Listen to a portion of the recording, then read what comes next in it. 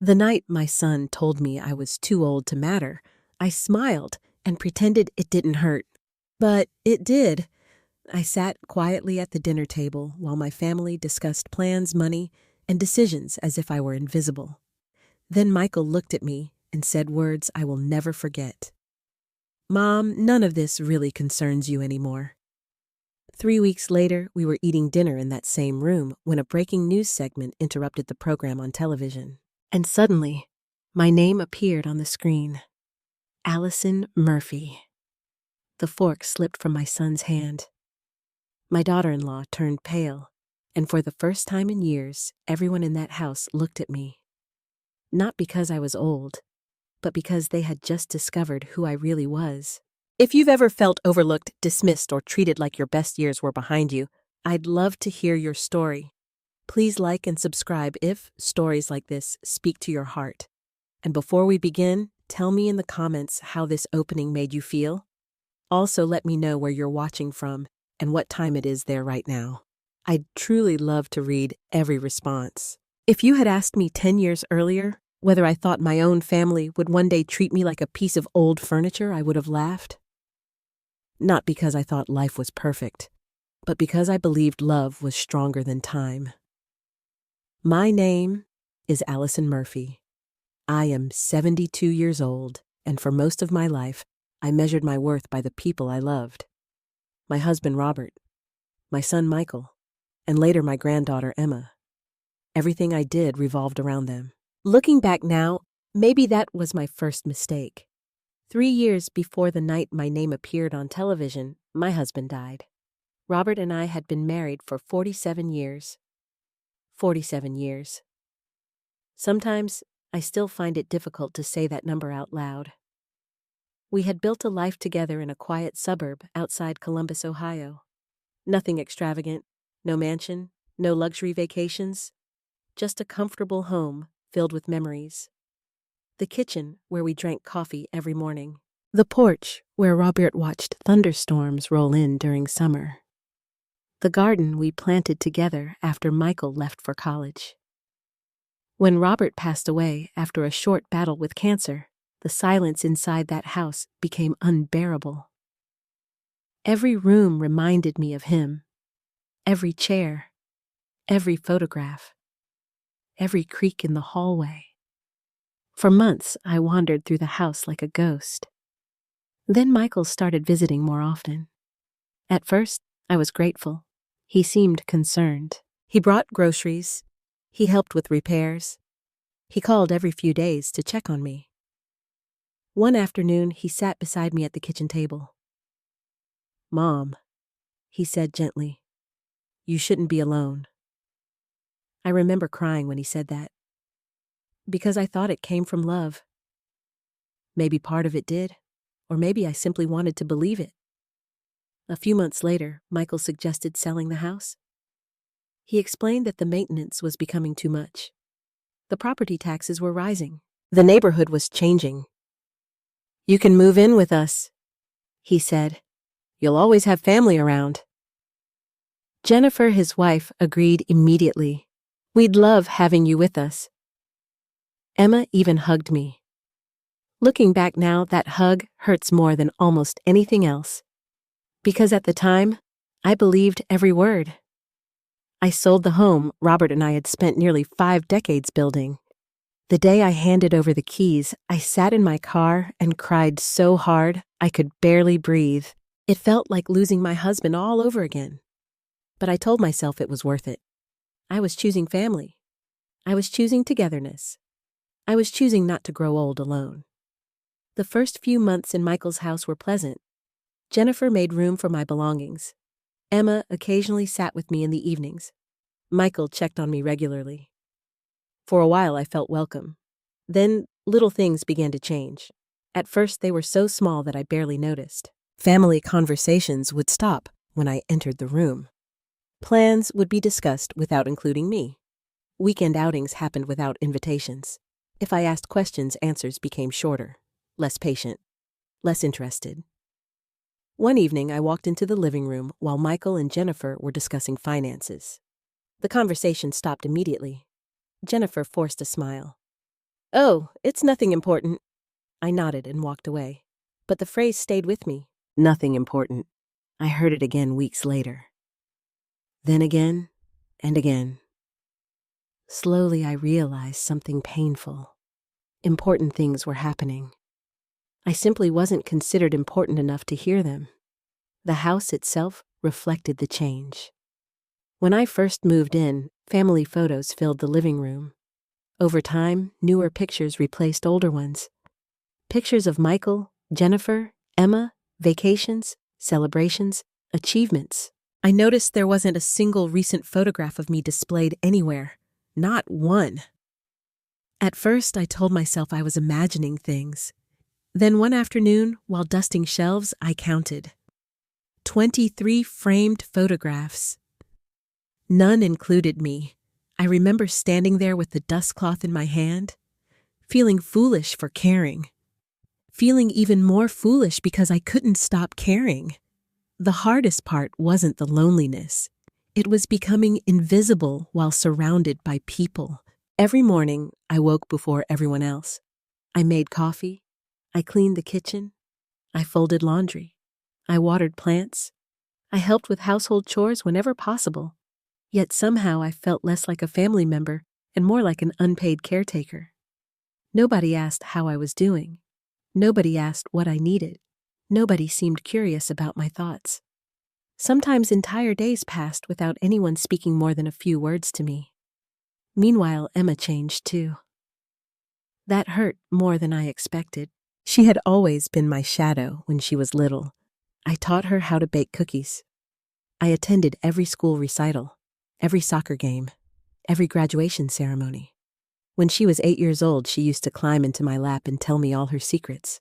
Now she was 22, busy, independent, wrapped up in college life and friends. I understood that, but there was a difference between growing up and drifting away. One evening, I knocked on her bedroom door. She barely looked up from her laptop. "Hey, Grandma, can we talk for a minute? Kind of busy right now." I stood there awkwardly. "Oh, of course." The door closed, not rudely, not angrily, just casually, as though spending time with me had become an inconvenience. That night, I lay awake for hours, thinking about Michael as a little boy, thinking about all the sacrifices Robert and I had made. We worked extra jobs to pay for his education. We skipped vacations to save money. We postponed retirement plans to help him buy his first home. I never regretted any of it, not once. But I couldn't understand how the child I had devoted my life to seemed so distant now. Sometimes I wondered if I had changed. Maybe aging made people less interesting. Maybe becoming older automatically erased your value. Maybe society was right. Maybe after a certain age, people simply stopped mattering. The thought terrified me, because once you start believing that, you begin disappearing long before you die. Then came the evening that changed everything. The evening that would eventually lead to secrets, to lies, to betrayal, and ultimately to the shocking moment when my name appeared on television. But at that point, I knew none of that. All I knew was that something felt wrong inside Michael's house. Conversations stopped when I entered rooms. Important decisions were being made behind closed doors. And for the first time in my life, I began to suspect that my family was hiding something from me. I just had no idea how big that secret really was. The dinner that finally broke my heart started like any other. That was the cruel part. There was no warning, no shouting, no dramatic confrontation. Just an ordinary Tuesday evening in Michael's house. The smell of roasted chicken filled the kitchen. Jennifer moved between the stove and the dining table, setting down bowls of vegetables and mashed potatoes. Emma sat scrolling through her phone. Michael had just come home from work, and I was trying very hard to feel like I belonged. I remember carrying a basket of dinner rolls to the table. For a brief moment, I allowed myself to imagine we were still a family. A real family. The kind that talked to one another, the kind that cared about each other's opinions, the kind Robert would have been proud of. How wrong I was. Halfway through dinner, Michael placed his fork down.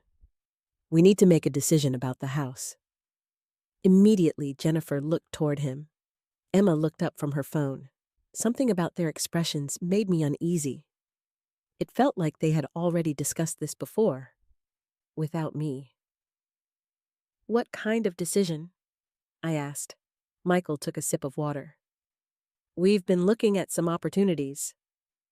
Jennifer smiled. The market is really strong right now. I frowned. What opportunities? Michael exchanged a glance with Jennifer. A glance so quick most people wouldn't have noticed it, but I did. We might sell this place, he said. I blinked. Sell the house? Maybe. Jennifer jumped in quickly. We've been considering something bigger. Bigger, I repeated. Michael nodded. Something with more value long-term. I looked around the dining room, the room where I spent every evening, the room where I had slowly tried to build a new life after losing Robert. When were you planning to tell me? The question hung in the air. For a second, nobody answered. Then Jennifer laughed lightly. Oh, we hadn't finalized anything. I looked at Michael. But you've obviously been discussing it. He shrugged. We didn't think it was a big deal. A strange ache formed in my chest. Not because they wanted to move. Because they hadn't thought my opinion mattered. I tried to remain calm. Well, if you're asking what I think, Jennifer interrupted immediately. We're not really at that stage yet. The words landed harder than she probably intended, or maybe exactly as hard as she intended. I sat quietly for a moment. Then I asked the question that changed everything. What happens to me if you move? The room became still. Emma suddenly became very interested in her phone again. Michael rubbed the back of his neck. Jennifer looked away. Nobody answered right away. That was answer enough. Eventually, Michael spoke. We'd figure something out. Something out. Not a plan, not reassurance, not family. Just something. I felt smaller than I had in years. Still, I made one last attempt. You know, before making such a big decision, maybe we should all sit down and talk through the options. Jennifer's smile vanished. Michael sighed heavily, and then he said the sentence that would replay in my mind for months. Mom, you're too old to worry about these things. The room went silent. I honestly don't remember taking my next breath.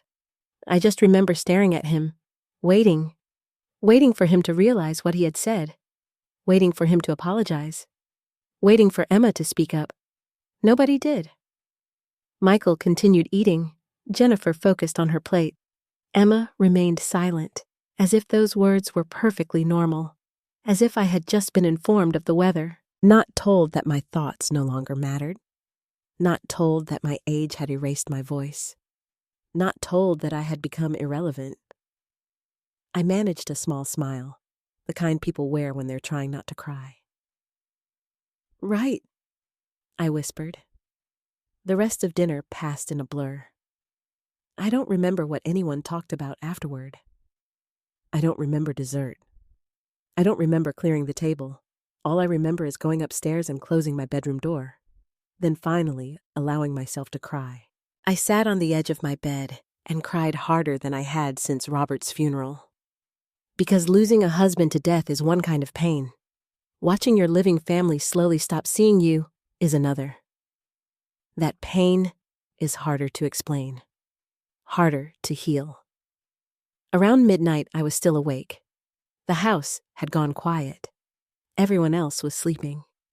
I kept hearing Michael's words. Too old, too old, too old. Eventually, I stood up and walked to the small desk in my room. Inside one of the drawers, I kept copies of financial papers and legal documents, mostly paperwork from selling my old house. Something about the conversation bothered me. Something wasn't adding up.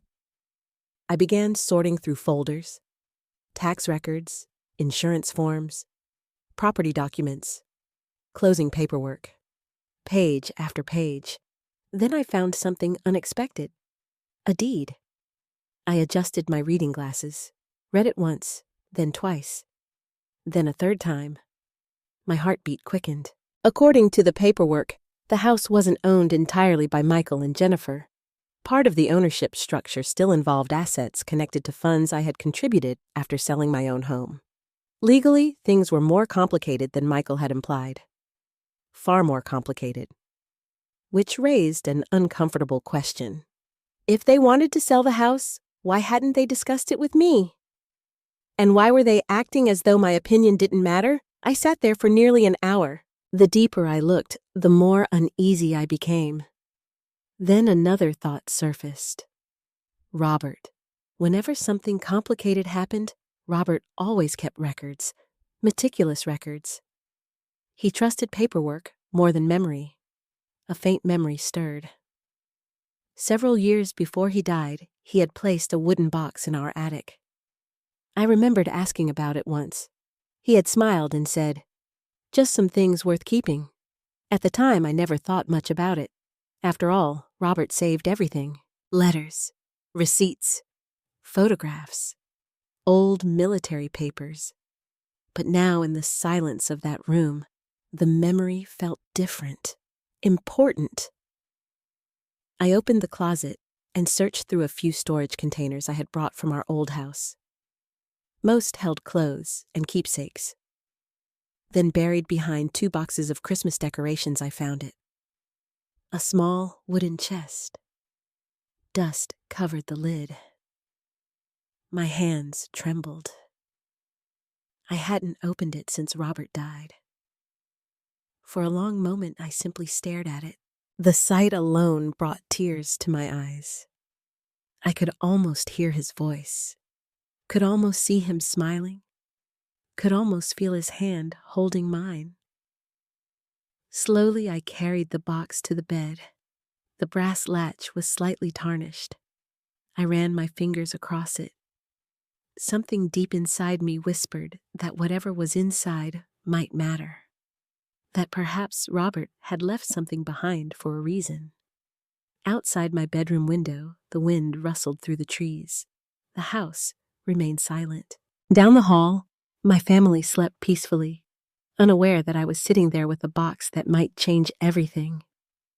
I took a deep breath. Then I reached for the latch and opened it. The moment I opened Robert's wooden box, the scent of old paper drifted into the air. It was strange how a smell could transport you through time. Suddenly, I wasn't 72 years old sitting alone in a bedroom. I was 23 again, newly married, watching Robert sort paperwork at our first apartment's kitchen table. My husband had always believed that important things should be documented. Memory fades, he used to say. Paper doesn't. At the time, I found his habit amusing. Now sitting on the edge of my bed in the middle of the night, I silently thanked him for it. The box was filled with neatly organized folders. Some contained photographs. Others held handwritten notes. There were letters, certificates, receipts, newspaper clippings, and legal documents. Everything was labeled in Robert's careful handwriting. I spent nearly an hour sorting through the contents. Many of the items brought tears to my eyes. Pictures from our wedding. Birthday cards we had exchanged over the years. Old report cards from Michael's childhood. Hospital bracelets from when he was born. Little pieces of a life that suddenly felt very far away. Then I found a folder labeled, Allison Important. My heart skipped. Robert rarely used capital letters. If he had done so here, it meant something mattered, very much. Carefully, I opened the folder. Inside were several documents connected to something I hadn't thought about in years. The Murphy Community Scholarship Fund. I stared at the title. The name felt familiar, yet distant, like hearing a song from childhood. A memory slowly began returning. Nearly 30 years earlier, when I was still teaching 3rd grade, I had started helping struggling students apply for small local scholarships. Many of the children came from difficult backgrounds. Some had single parents. Some lived below the poverty line. A few came to school hungry. Watching those children fight for opportunities broke my heart. So I started organizing community fundraisers, bake sales, charity dinners, neighborhood auctions. Nothing huge, just ordinary people helping one another. Over time, the project grew. Local businesses began donating. Teachers volunteered, churches participated. The scholarship fund expanded far beyond what I had imagined. Eventually, dozens of students received assistance. Then, hundreds. As the years passed, I stepped away. Life became busy. Michael went to college. Robert's career demanded attention. My parents became ill. The scholarship program continued without me. I assumed other people had taken over. Eventually, I stopped thinking about it altogether. Now those old documents sat in my lap, and something felt wrong, very wrong. I continued reading. The first surprise came quickly. Many of the early legal papers listed me as the original founder of the program, not honorary founder, not volunteer, founder. I blinked several times. That couldn't be right. Could it? I pulled another document from the folder. Then another, then another. Every one of them said the same thing. Founder Allison Murphy. My hands began trembling. For years, I had assumed my role had been insignificant, yet according to these records, I had created the organization from the beginning. Why didn't you tell me this? I whispered into the empty room, as if Robert might somehow answer. Then I noticed a letter clipped to the back of the folder. The envelope had my name written across the front, in Robert's handwriting. My throat tightened. I carefully opened it. Inside was a single folded page. The date on top was only 4 months before his death. I took a deep breath and began reading. My dearest Allison, if you're reading this, it means I'm no longer there to explain things myself. First, I need you to know something. You have spent your entire life helping other people shine, but you've never understood how bright your own light truly is. Tears immediately blurred my vision. That sounded exactly like Robert, always seeing things in me that I couldn't see in myself. I continued. For years, you've minimized your role in the scholarship fund. You've always said you were only helping. But that's not true. You built it. You inspired it. You carried it when nobody else believed it would survive. The lives changed by that program exist because you refused to give up on children who needed someone to believe in them. I wiped my eyes. My chest ached, not from sadness, from hearing my husband's voice again, through his words. The letter continued. I also know something else. One day, there may come a time when people forget what you've done, a time when you're treated as though your value has diminished because of your age. If that happens, I need you to remember this. Your worth was never determined by what others saw. It was determined by who you are. I stopped reading. The room had become completely silent. Even the wind outside seemed to have disappeared, because somehow Robert had predicted exactly what was happening. Not specifically, but close enough. He knew me better than anyone ever had. After a few moments, I continued reading. The next paragraph changed everything. I've kept copies of the original records and legal documentation connected to the scholarship fund. They are stored in this box because I wanted you protected. Protected. The word made my stomach tighten.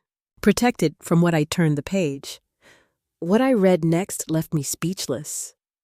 Several decades earlier, when the scholarship organization officially incorporated a special legal structure had been established. One that preserved founder rights and recognition. One that maintained certain ownership interests connected to future growth and assets. Most importantly, those rights remained tied to me. Allison Murphy, not the board, not later administrators, me. I stared at the documents, My heart pounded so loudly I could hear it. None of this made sense. Why hadn't anyone ever mentioned it? Why hadn't I known? Why had Robert kept it hidden? Then I found another note attached underneath. Short, simple, written entirely in Robert's handwriting. If anyone ever pressures you regarding property finances, legal authority, or your competency, speak with Daniel Brooks immediately. His number is included. Do not sign anything until you do. The blood drained from my face. I read the sentence again and again. Property, finances, legal authority. Do not sign anything. Suddenly, Michael and Jennifer's recent behavior flashed through my mind. Their secret conversations. The discussion about selling the house. Their insistence that my opinion didn't matter. The uneasy feeling I couldn't explain. A cold sensation crawled up my spine. Maybe I was being paranoid. Maybe there was a perfectly innocent explanation. But for the first time, I began wondering if Robert had left these instructions because he feared something specific, something he never fully explained. I continued digging through the folder. The deeper I looked, the more evidence appeared. Legal agreements, historical records, official correspondence. Everything pointed to the same conclusion. Robert had spent years quietly preserving proof of my role in building something much larger than I realized.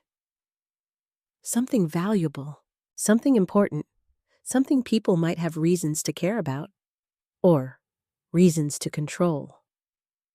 The clock beside my bed showed 2:47 a.m. I had been reading for hours. Yet sleep felt impossible, because one truth had become painfully clear. The woman my family now treated like she was irrelevant, the woman they considered too old to matter, was apparently connected to something far more significant than anyone had ever told her, including herself. And somewhere inside that realization, another frightening question began to emerge. Had Michael known I didn't sleep at all that night? Every time I closed my eyes, I saw Robert's handwriting. Do not sign anything until you speak with Daniel Brooks. The sentence repeated itself over and over in my mind. By sunrise, I had read every document in the wooden box twice. The more I learned, the more unsettled I became. Not because I suddenly thought I was wealthy. The scholarship fund wasn't the issue. The issue was that Robert had clearly expected a situation where I might be pressured into making important legal decisions. And somehow, that possibility no longer felt hypothetical. It felt very real. The next morning, I carried myself through breakfast as normally as possible. Michael was already dressed for work. Jennifer sat beside him scrolling through emails on her tablet. Emma rushed through the kitchen grabbing coffee before heading to campus. Nobody noticed the dark circles under my eyes. Nobody asked if I had slept. Nobody asked if I was okay. That no longer surprised me. Around noon, Michael unexpectedly came home. Jennifer arrived shortly afterward. The timing immediately struck me as unusual. Both of them rarely left work during the day. Yet there they were, together, carrying a folder. The moment I saw it, my stomach tightened. "We need to talk for a minute, Mom," Michael said. His voice sounded unusually cheerful. Too cheerful. The kind of voice people use when they're trying to sell something. I followed them into the dining room. Jennifer placed the folder on the table. Then she smiled. Nothing serious. That phrase again. Nothing serious. I was beginning to hate those words. Michael sat across from me. We've been reviewing some financial planning options. I remained silent. Jennifer opened the folder. Several documents appeared. Neatly organized, prepared, ready as though this conversation had been rehearsed. Michael pushed the papers toward me. We just need a few signatures. I glanced down. Signatures for what? Jennifer answered immediately. It's mostly administrative. Mostly, another word that made me suspicious. I picked up the first document. The legal language was dense, complicated, difficult to follow. Perhaps they expected me not to read it carefully. Maybe they assumed age had made me careless. Unfortunately for them, Robert had taught me something important. Never sign what you don't understand. I adjusted my glasses and began reading. Slowly, carefully, the room became quiet. I could feel Michael growing impatient. Jennifer kept checking her watch. That alone told me everything. If this was routine paperwork, why were they nervous 5 minutes past? Then 10. Eventually I reached a section that made my heart skip. Power of attorney. I read the paragraph again. Then again. There was no misunderstanding.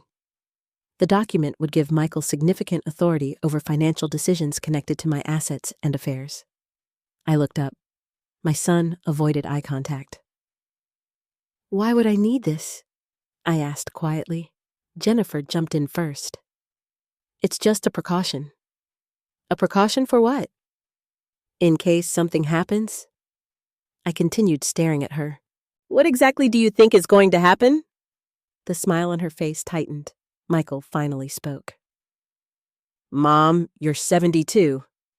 The statement hung in the air, not rude on its own, but after everything else it felt loaded. I lowered the papers. I'm 72, not incompetent. Michael sighed. Nobody said you were. The problem was that the document suggested otherwise. I picked up another page. This one involved asset management authority. Another involved financial oversight. Another discussed decision-making rights. Individually, each document seemed harmless. Together, they painted a different picture, a picture in which my control gradually disappeared. My pulse quickened. Robert's warning echoed in my head. Do not sign anything, not yet, not before understanding everything. I placed the papers back on the table. I'd like some time to review these. Immediately, Jennifer's expression changed. Only slightly, but enough. The warmth disappeared. The friendliness faded. For the first time, irritation slipped through. There isn't really anything complicated? Then there shouldn't be any problem with me reviewing them. Michael rubbed his forehead. Mom, you're overthinking this. Maybe, but something inside me said otherwise. The same instinct that had kept me awake all night. The same instinct that had led Robert to preserve those documents.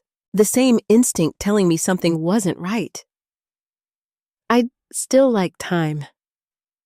Silence, an uncomfortable silence. Then Jennifer leaned forward. Allison, we're trying to help you. The use of my first name surprised me. She almost always called me Mom, or at least Mrs. Murphy. Using Allison felt oddly cold, deliberate, as if she were distancing herself. We're thinking about your future. My future? Yes. She smiled again. The smile looked rehearsed. Ugh. These documents simply make things easier if your health changes. There it was. Health, age, capability. All the themes Robert had warned me about. A chill moved through me. I suddenly wondered whether this conversation had been planned for weeks, maybe longer. Michael pushed the folder closer. Just take another look. I didn't. Instead, I closed it. I'm not signing today. For a moment, nobody moved. Nobody spoke. The atmosphere changed completely. The friendliness vanished. The patience disappeared. The masks slipped. Only for a second. But I saw it. And once you see something like that, you can never unsee it. Michael leaned back in his chair. His jaw tightened. Jennifer crossed her arms. The room felt colder. Finally, Michael stood. Fine. One word. Sharp. Controlled. But angry. Very angry. He picked up the folder. Jennifer gathered the papers. Without another smile. Without another attempt at kindness. Without another reassuring word. The conversation ended. As they walked away, I remained seated, listening. A few minutes later, I heard their voices from the kitchen. Low. Whispered. Urgent. I couldn't make out the words, only the tone. And that tone frightened me. because it sounded like disappointment, not concern, not love, disappointment, as if something important had failed. That evening, the house felt different. Michael barely spoke to me. Jennifer avoided me completely. Emma seemed unaware that anything had happened, or perhaps she simply didn't want to get involved. I couldn't tell. After dinner, I returned to my room. Then I did something I hadn't done in years. I locked the door. The small click felt strange, almost symbolic, as though I had finally acknowledged what I didn't want to admit. I no longer trusted the situation around me. Maybe not completely, maybe not yet, but enough to be careful. I retrieved Robert's box, spread the documents across my bed, and began reading again. This time with different eyes. I wasn't reading as a grieving widow, or a lonely mother, or an aging grandmother. I was reading as someone trying to understand why her husband had left warnings behind.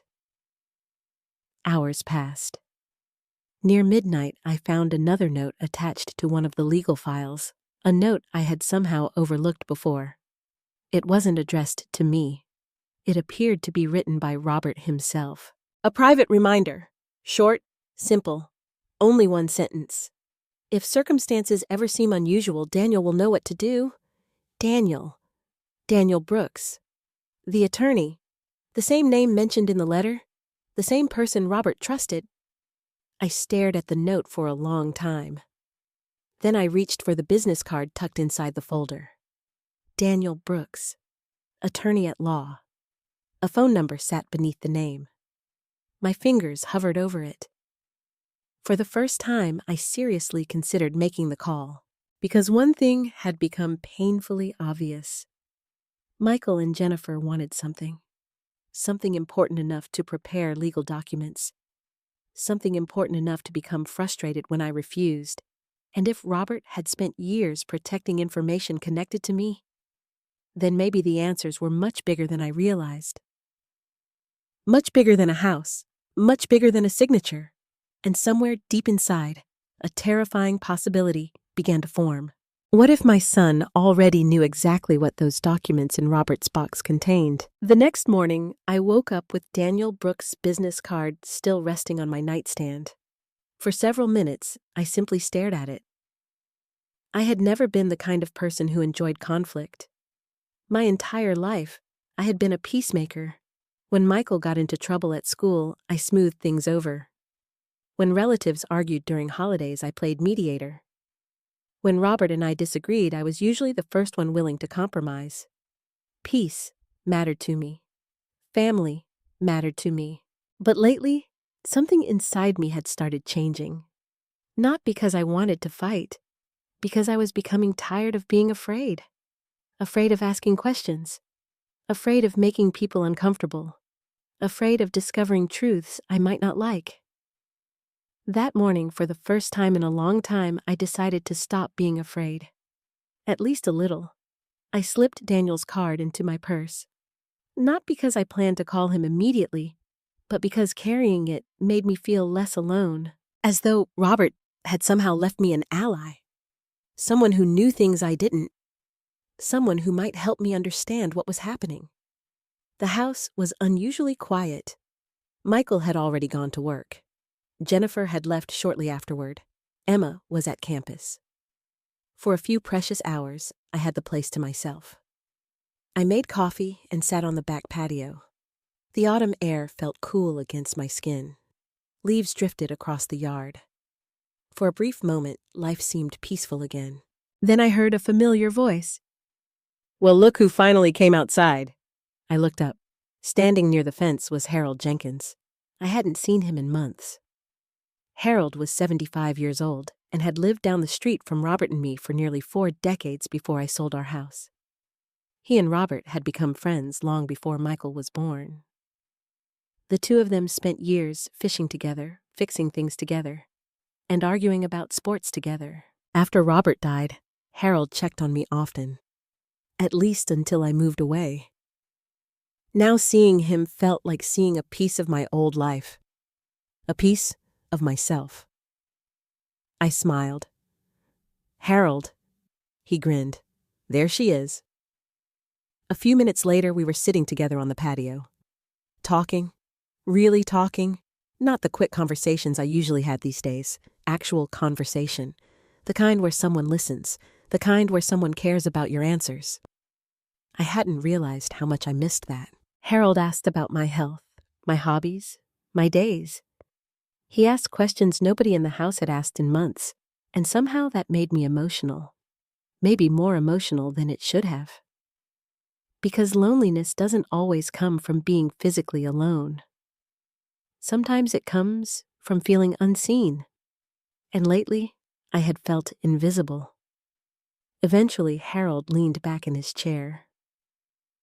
"You know," he said, "Robert would be furious." I laughed softly.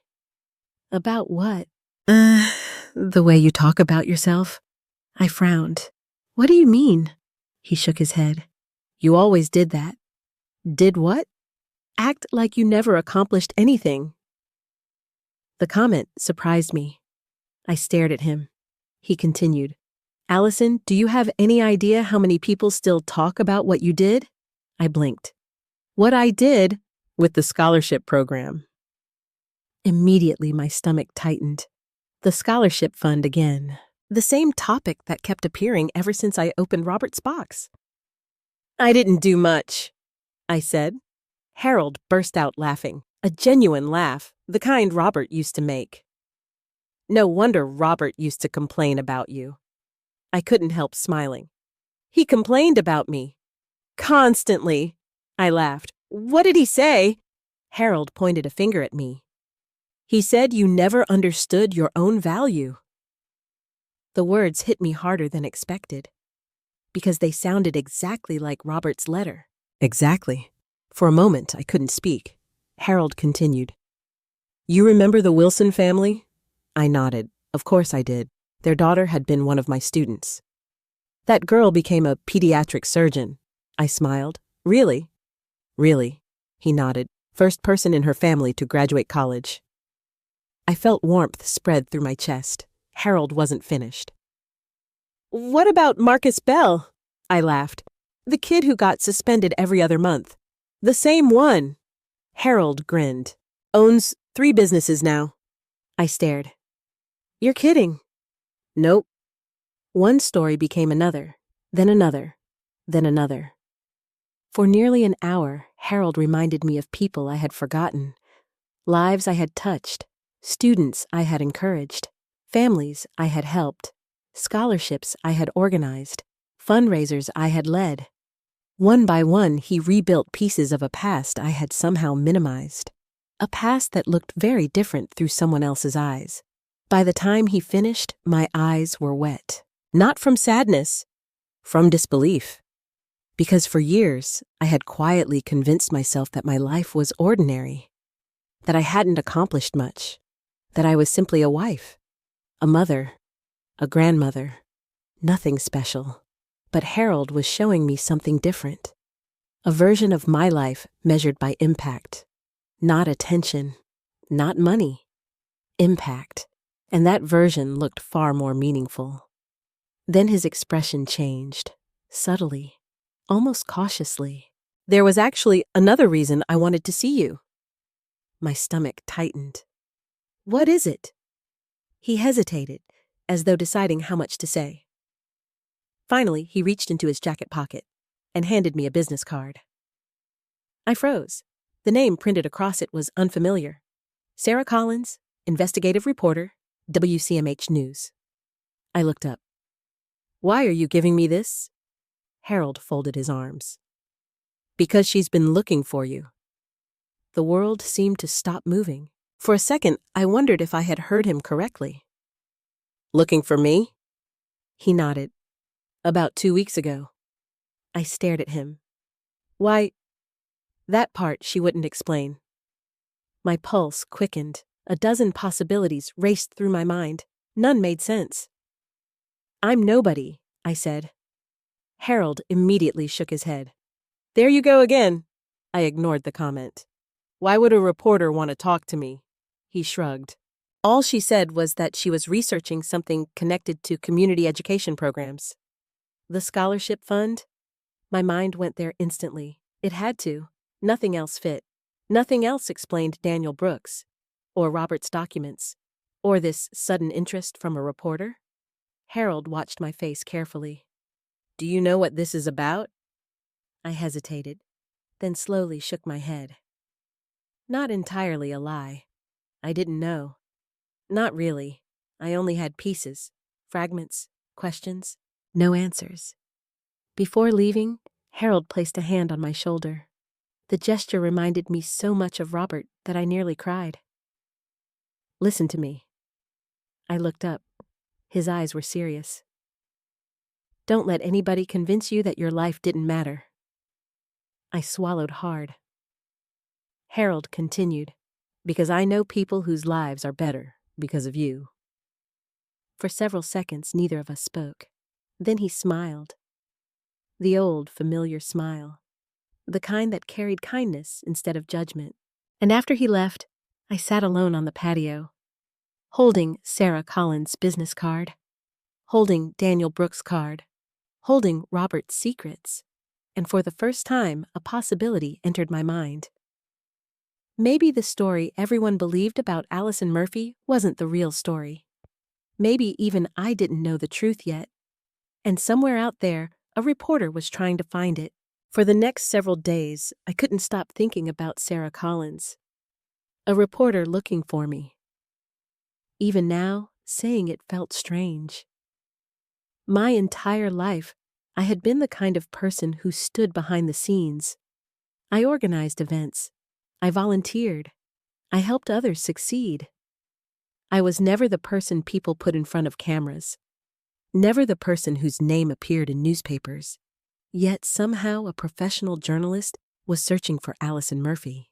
And according to Harold, she had been searching for weeks.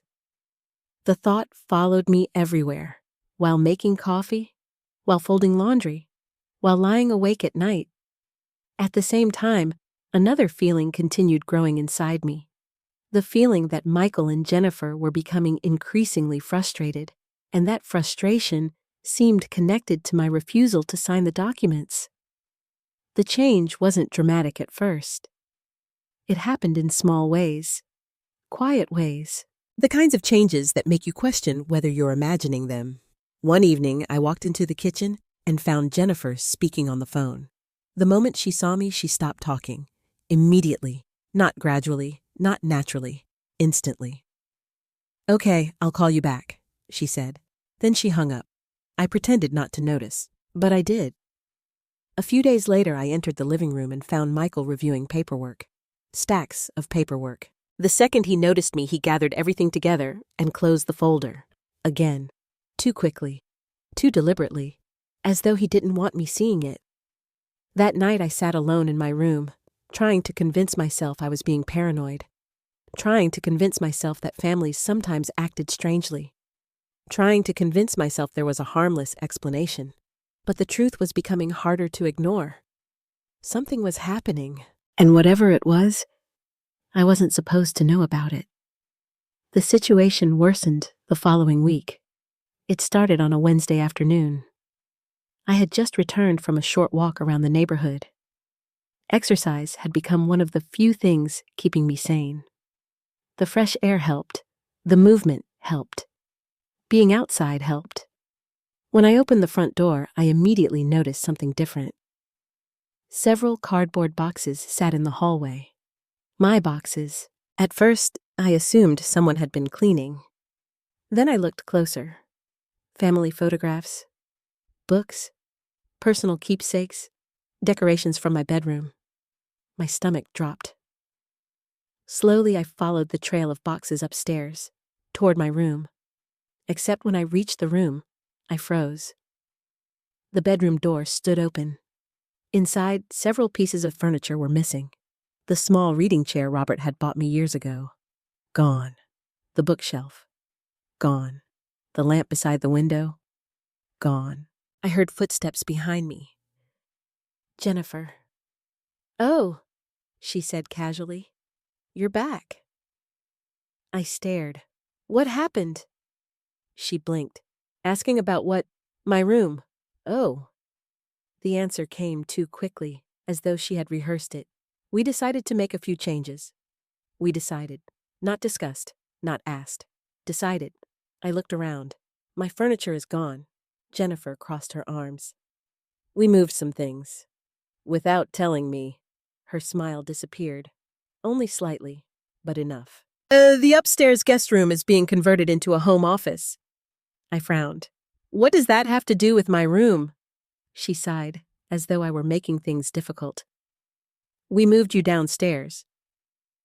For a moment, I couldn't speak. Downstairs. The room near the laundry area. I stared at her. Surely she was joking. She wasn't. The room she referred to wasn't really a bedroom. It was a converted storage space. Small, dark, cramped, a room visitors rarely used. A room nobody wanted. My chest tightened. Why? Jennifer shrugged. It makes more sense. More sense? For whom? Certainly not for me. I looked toward the staircase, then back at her. Michael agreed to this. Of course.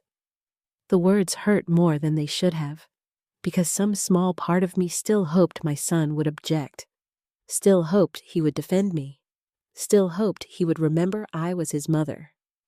Instead, he had apparently approved the decision, without even speaking to me. That evening, Michael arrived home. I confronted him immediately, not angrily, just honestly. Why wasn't I included in this conversation? He dropped his keys onto the counter. Mom, it's just a room. Just a room. The same way the documents were just paperwork? The same way excluding me from decisions was just practicality. Everything seemed to become insignificant whenever my feelings were involved. It was my room. It's still a room. I felt tears threatening, not because of the space itself, because of what it represented. I was being moved, rearranged, managed, like an object, not a person. Michael rubbed his forehead, clearly irritated. Why are you making such a big deal out of this? The question stunned me. How could he not understand? Or worse, how could he understand and simply not care? That night I moved my belongings downstairs.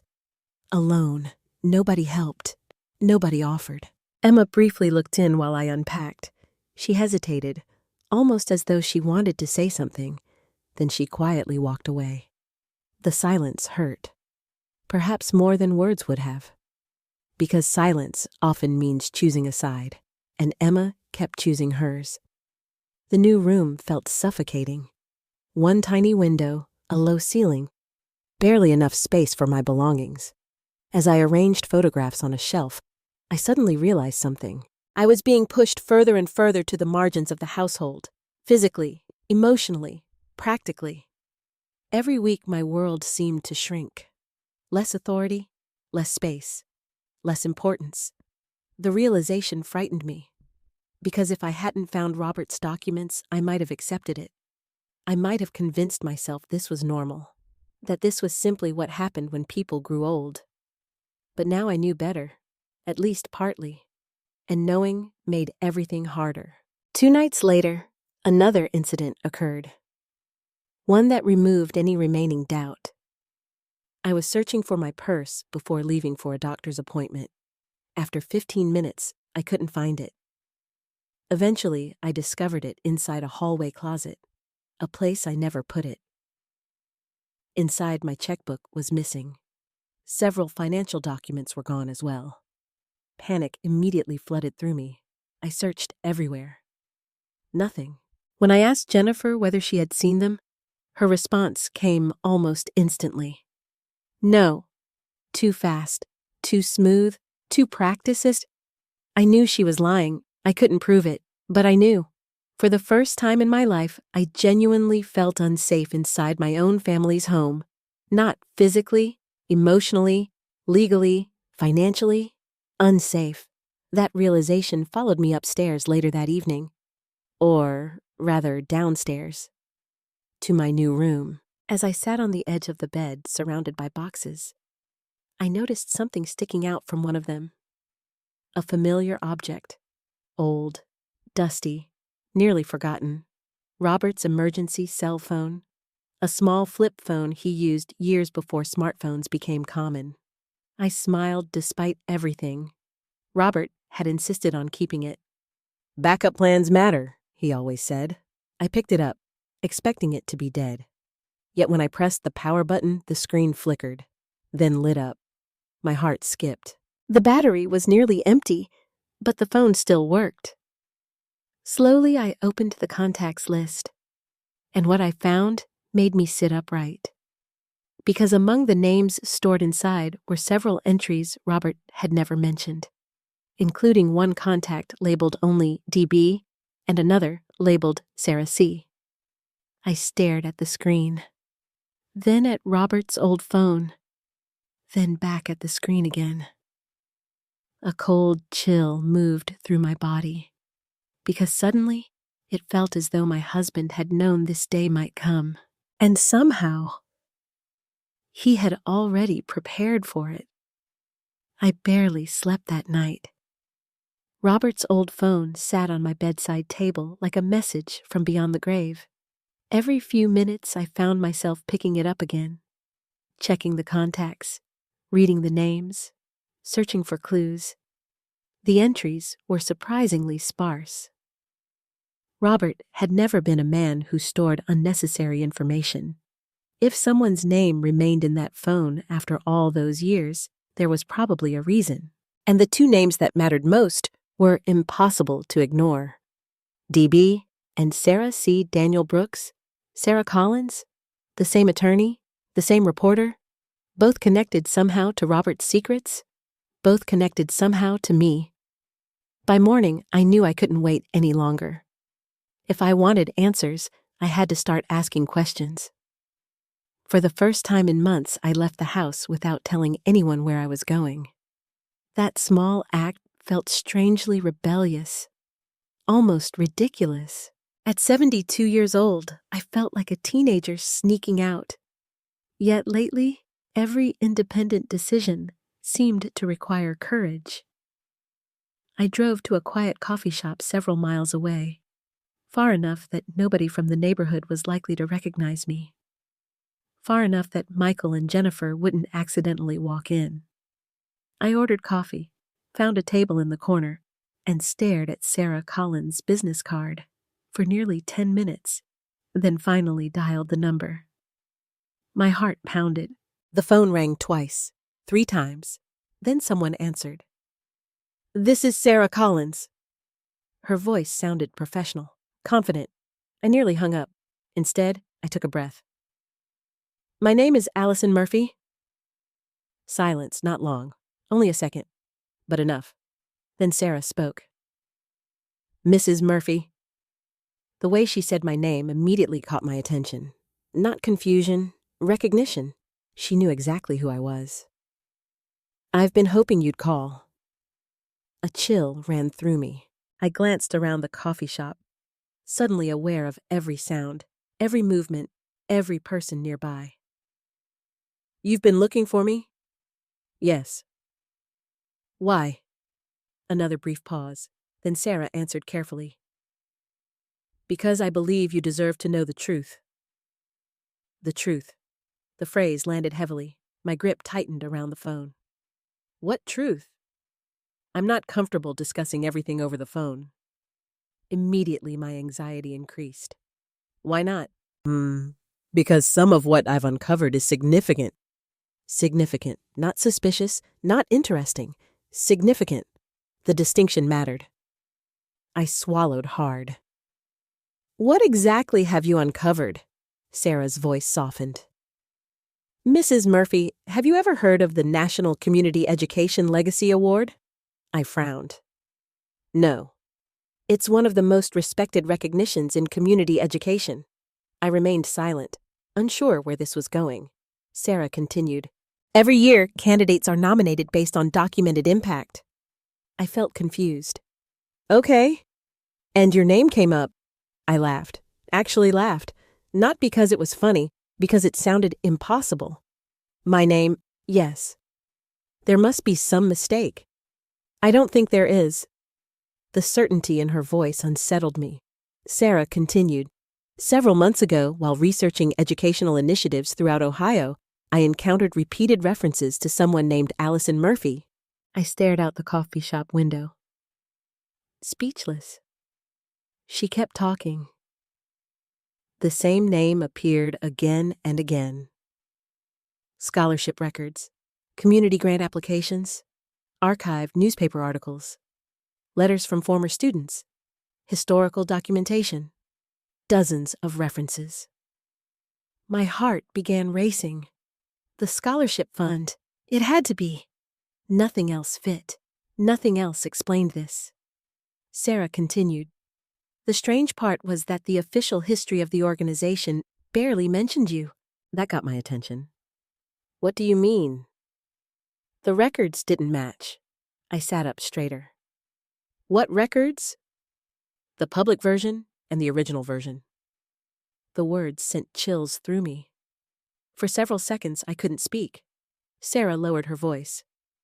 The deeper I investigated, the more discrepancies I found. Discrepancies. Not mistakes, discrepancies. Intentional, potentially.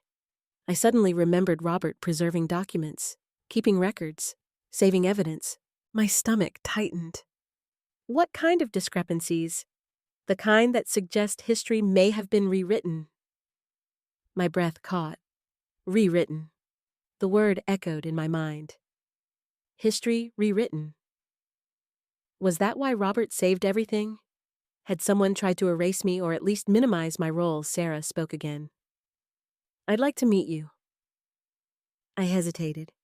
Every instinct told me to be careful. But another voice inside me whispered something different. This was exactly what Robert had prepared me for. Exactly. When? Today, if possible. I looked at the clock. 11:37. What time? 2:00. I nodded before realizing she couldn't see me. Okay. The meeting place was a small office downtown. Nothing dramatic, nothing secretive, yet the entire drive there felt surreal. Part of me worried I was making a mistake. Part of me worried Michael would somehow find out.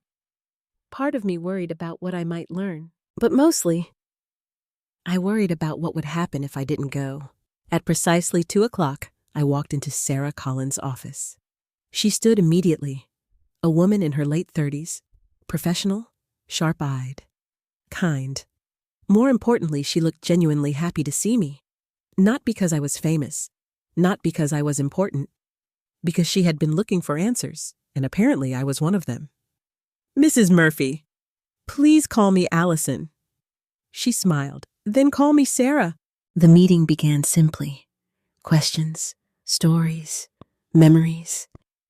She asked about the scholarship program, the early years, the fundraisers, the children, the volunteers.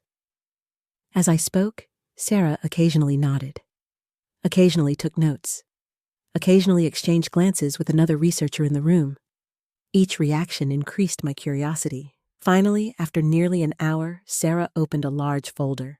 Inside were copies of documents, dozens of them, historical records, meeting minutes, financial reports, newspaper clippings.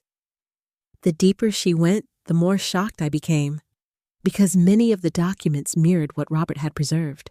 Founder, organizer, program architect. Again and again, my name appeared, not as a volunteer, not as a helper, as the creator, the person responsible for building the foundation. My eyes filled with tears, not because of pride, because of disbelief. For years, I had convinced myself my contributions were small, modest, forgettable.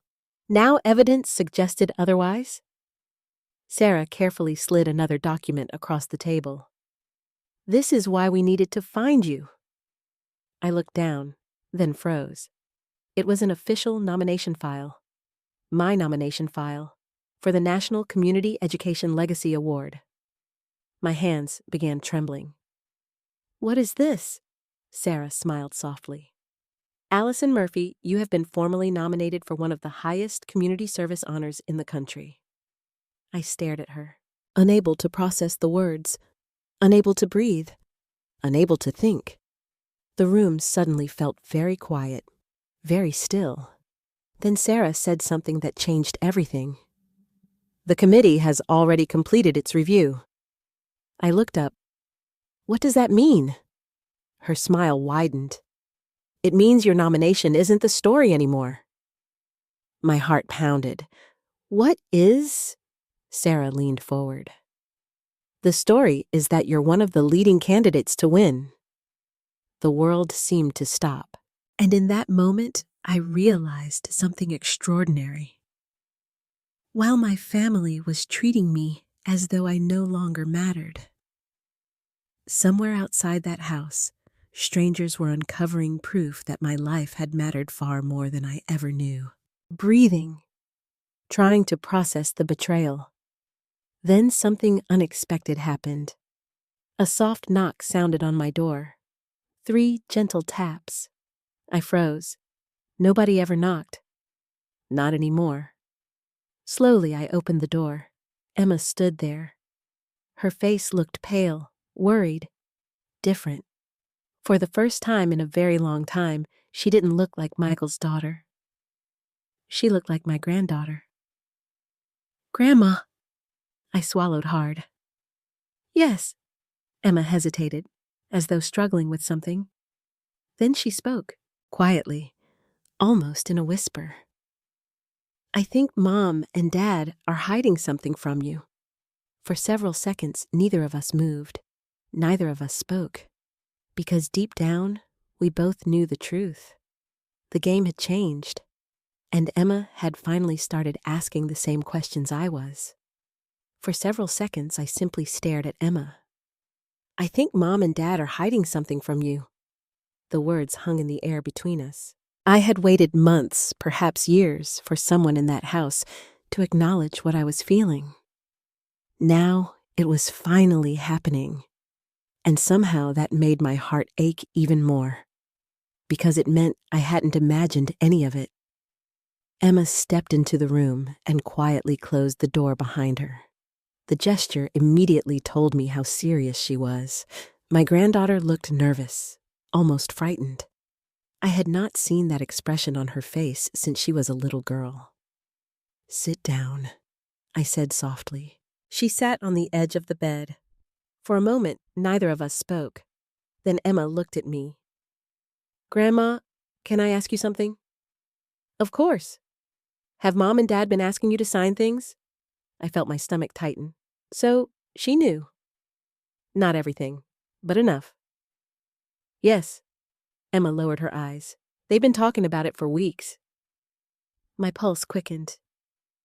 Weeks. She nodded. Maybe longer. A wave of sadness washed over me. Weeks. While I was trying to preserve peace, while I was wondering if I was being paranoid, they had already been planning, already discussing, already preparing. Emma looked miserable. I didn't understand what was happening at first. I believed her. She sounded sincere. I thought it was normal financial stuff. She paused. Then I started hearing things. The room felt smaller, quieter. What things? Emma hesitated, as though she were betraying her parents. Perhaps she felt she was. Finally, she spoke. They kept talking about deadlines. Deadlines? Yeah, she nodded. And lawyers. The word immediately caught my attention. Lawyers, plural, not one attorney, more than one.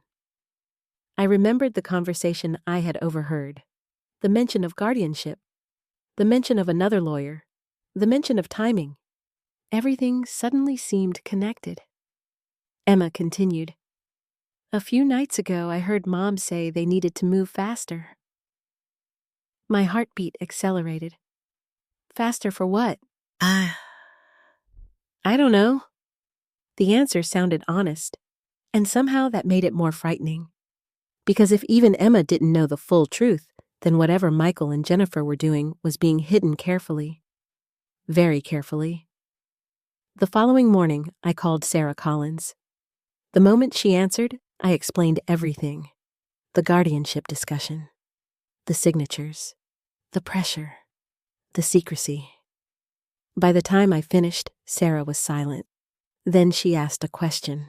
"Have you contacted Daniel Brooks yet?" "No." "You need to." Immediately, her tone left no room for debate. "Today." Something in her voice unsettled me. "What aren't you telling me?" Sarah hesitated. "I don't want to speculate. But if your family is discussing guardianship while simultaneously seeking financial authority over your affairs?" She stopped. I didn't need her to finish. The implication was obvious. Very obvious. Within an hour, I was sitting inside Daniel Brooks's office. The man was in his mid-50s, professional, calm, sharp. The moment I introduced myself, his expression changed. Not surprise, recognition, exactly the same reaction Sarah had shown. He knew who I was. "Mrs. Murphy." I sat down. I found Robert's files. A faint smile crossed his face. "I wondered when you would." The statement startled me. "You knew about them." "Of course." He leaned back. "Robert made sure I did." Suddenly, I felt as though I had stepped into a story everyone else already understood. Everyone except me. Daniel opened a file cabinet, removed a thick folder, and placed it on the desk. My name was printed across the front. Allison Murphy. The sight made my pulse quicken. "What is that?" "Protection." The answer sounded almost identical to something Robert would have said. Daniel opened the folder. Inside were copies of legal agreements, corporate records, founding documents, historical filings. Everything Robert had preserved. And more. Much more. Daniel spoke carefully. "Your husband came to me nearly 10 years ago." 10 years? The number shocked me. He was concerned. "About what?" Daniel looked directly at me. "He worried that you never fully understood your legal position." "My legal position," those words felt strange, foreign, as though they belonged to someone else. Daniel continued. "The scholarship organization grew far beyond what anyone expected."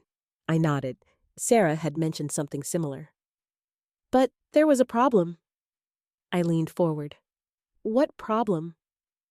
The public story gradually changed. A chill ran through me. The same phrase Sarah had used, history rewritten. Daniel opened another file. Inside were old board records, meeting notes, correspondence. Slowly, he explained. Over the years, as leadership changed, newer administrators received recognition. Then more recognition. Then even more. Meanwhile, my contributions became smaller in official narratives. Not erased completely, just diminished, reduced, pushed into the background. I stared at the documents, trying to absorb everything. "Why?" Daniel sighed. "Sometimes institutions prefer simpler stories." The explanation felt incomplete. Perhaps because it was. But before I could ask more questions, he continued. "Fortunately, legal records don't care about public narratives." He tapped a document, then another, then another. Everyone contained my name. Founder, creator, originator. The evidence was overwhelming and undeniable. Then Daniel said something that changed everything. "The television network contacted me 2 months ago." I blinked. "Sarah?" "Yes." He nodded. "They wanted verification." Verification? For the investigation? For the story? For the award? Everything was coming together. Daniel smiled faintly. "After reviewing the evidence, I provided confirmation." I sat back in my chair, overwhelmed. Years of my life suddenly looked different, not because the facts had changed, because I was finally seeing them clearly. Then Daniel's expression became serious, very serious. "There is something else." My stomach tightened. "What?" He folded his hands. The scholarship fund currently manages assets valued at several $1,000,000. For a moment, I thought I had misheard. Several $1,000,000. The room seemed to tilt slightly. What? The fund has grown substantially. I stared, speechless. Daniel continued, "You do not personally own those funds." I nodded quickly. Of course, that wasn't what mattered. But your founder status carries legal significance. The words echoed through my mind. Legal significance. Suddenly, Michael's behavior made more sense. The signatures, the urgency, the pressure, the guardianship discussion, the missing documents, everything. Not because he wanted the scholarship money, because he wanted control. Control connected to whatever rights and influence came with my position. My chest tightened. For the first time, I allowed myself to consider a painful possibility. What if Michael had known for years? The thought made me physically sick. Before I could ask another question, Daniel's phone rang. He glanced at the screen, then looked at me. His expression shifted, surprised. Well, what is it? Daniel slowly lowered the phone. You might want to sit down. I almost laughed. I am sitting down. A small smile crossed his face. Then he spoke. The local television station just confirmed their production schedule. My pulse quickened. And Daniel looked directly into my eyes. The story about Allison Murphy is scheduled to air next week. For a moment, the room went silent. Completely silent. Because neither of us knew that in less than 7 days, my entire family was about to discover a truth they had spent years overlooking. And once that truth reached television screens across Ohio, nothing inside Michael Murphy's house would ever be the same again. The week leading up to the broadcast felt longer than an entire year. Every day I woke up wondering what would happen when the story finally aired. Every night I lay awake imagining different outcomes. Maybe nobody would care. Maybe the segment would be brief. Maybe Michael and Jennifer would dismiss it. Maybe nothing would change. But deep down, I knew something important was approaching. Not because of television, because truth has a way of eventually demanding attention, and for decades, the truth about my life had remained hidden. Now it was finally stepping into the light. The strange thing was that I couldn't tell anyone, at least not yet. Daniel advised me to stay quiet. Sarah agreed. The network wanted the broadcast to speak for itself. So I waited, and while I waited, life inside the house became increasingly uncomfortable. Michael seemed anxious. Jennifer seemed distracted. Several times I caught them arguing in private. Once I heard raised voices coming from their bedroom. Another time, Jennifer stormed into the garage and slammed the door so hard the walls shook. Something was happening. Whether they knew about the investigation or not, they were clearly under pressure. Emma noticed it, too. One evening, she sat beside me in my small downstairs room. I think they're scared. I looked up from the book I was pretending to read. Scared of what? She hesitated. I don't know. Then she added quietly, but they keep talking about lawyers. Lawyers, again. The word had become impossible to ignore. I set the book down. Have they said anything else? Emma shook her head. Not directly. Then she looked at me carefully. Grandma? Yes. Is there something you're not telling me? The question caught me off guard. For a moment, I considered telling her everything. Sarah, Daniel, the documents, the nomination, the television story, everything. But Daniel had advised caution, and honestly, I wasn't ready. Not yet, so I simply smiled. Soon. Emma looked confused, but she nodded.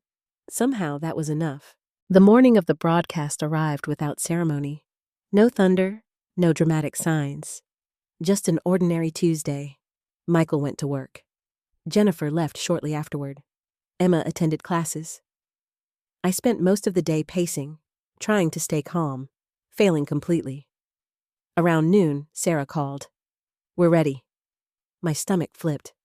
Tonight. Tonight. The reality suddenly felt overwhelming.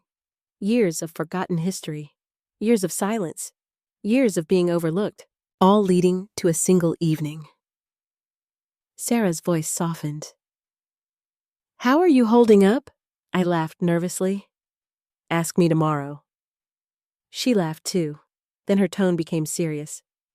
"Whatever happens tonight, remember something." "What?" "The facts are on your side."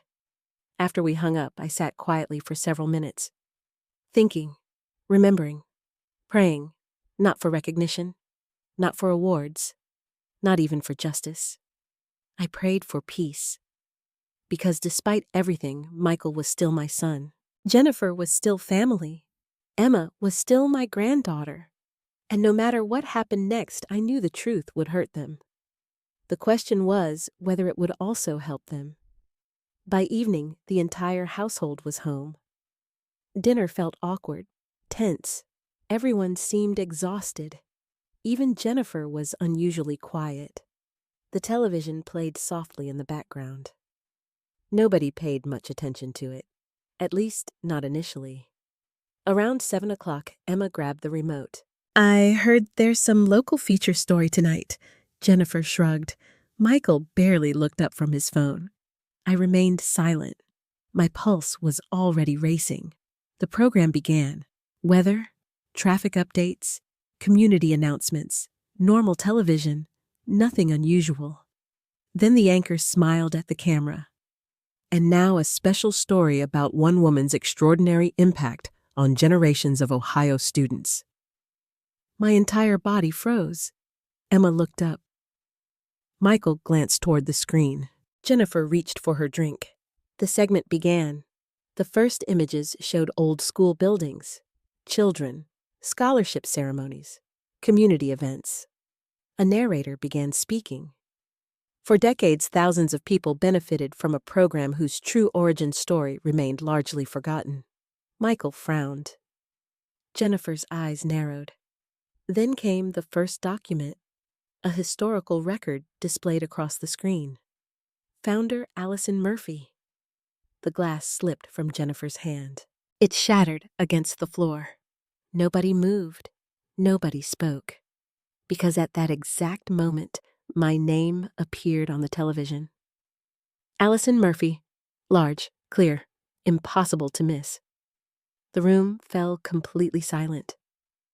Michael stared, frozen. Emma's mouth opened slightly. Jennifer looked as though she had seen a ghost. I sat perfectly still, the same way I had imagined countless times, yet somehow it felt even more surreal. The narrator continued. For years, Allison Murphy's contributions were minimized in public accounts. However, historical records reveal she was the driving force behind what eventually became one of Ohio's most successful educational support programs.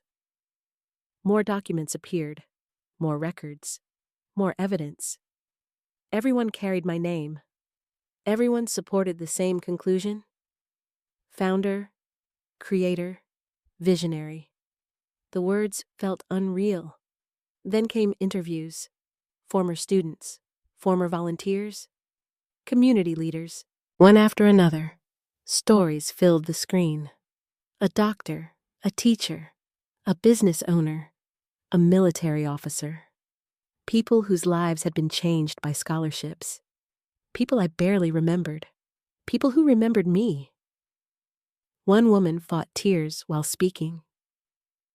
I wouldn't have gone to college without Allison Murphy. Another smiled. She believed in me when nobody else did. Another added, she changed the course of my life. By then, Emma was crying, softly, quietly, unashamedly. Michael looked stunned, completely stunned, as though the television were describing a stranger, not his mother. The segment continued. Then came the part nobody expected, including me. The narrator's voice became more dramatic. What began as a local volunteer effort eventually evolved into a scholarship foundation serving communities across multiple counties. A graphic appeared, then a number, the current estimated value of the foundation's managed assets, several $1,000,000. Jennifer's face went completely white. Michael visibly flinched. I noticed both reactions immediately, and suddenly certain things started making sense, very uncomfortable things. The story wasn't over. Next came Sarah Collins, standing outside Foundation headquarters, holding a microphone. She looked directly into the camera. Our investigation confirmed that Allison Murphy's role was not merely symbolic. Legal records identify her as the original founder and central architect behind the organization's creation. Then Sarah said the sentence that changed everything.